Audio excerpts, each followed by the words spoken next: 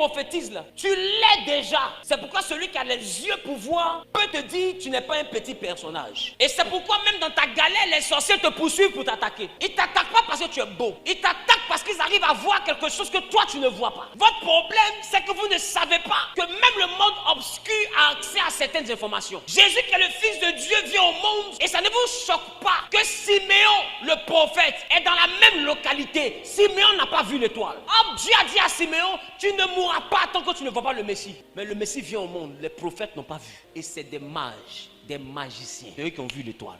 Vous ne comprenez donc pas qu'ils ont accès à certaines informations. Donc quand tu as des attaques, ne pense pas que tu as des attaques à cause de ta prophétie. Tu as des attaques à cause de ton identité. Tu transportes quelque chose. Donc quand Hérode a tremblé, il n'a pas tremblé à cause de la grandeur de l'enfant. L'enfant était à côté des moutons. Est-ce qu'il avait une armée? Est-ce que Jésus avait une armée? Il est né à côté des moutons. Même dans l'hôtel, on dit qu'il n'y avait pas de place pour eux. Ça veut dire que la condition financière était pénible. Mais un enfant qui est né à côté des moutons, comment il peut faire trembler un roi et tout Jérusalem? Parce que l'étoile a été une étoile royale. Et quand l'enfant est venu au monde, l'étoile en même temps est apparue dans le ciel. Tout le monde pouvait savoir qu'il y avait un roi qui venait de naître. Ton problème, c'est que tu regardes ta galère, mais tu ne regardes pas ton étoile. C'est dans ton étoile qu'on voit la gloire qui est en toi. Toi, tu regardes ta situation. Ceux qui vont consulter les mages pour savoir qui tu es, si tu es mariable ou pas, c'est pas ton visage ou ton make-up qui cherche à comprendre. Il cherche à comprendre avec quelle étoile tu es venu au monde. Chacun vient au monde avec quelque chose. On ne vient pas au monde qu'avec nos cheveux. On vient au monde avec notre étoile. Et j'ai envie de te dire, s'il y a une chose que l'ennemi comprend,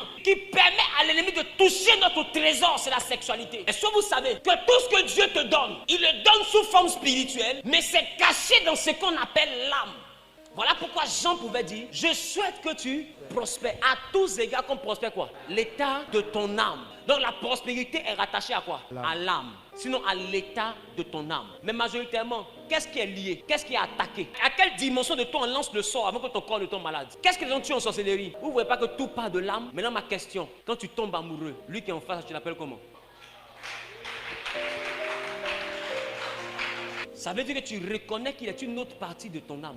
Tu sais pourquoi tu dis âme sœur? Parce que le rapport sexuel unit automatiquement deux âmes.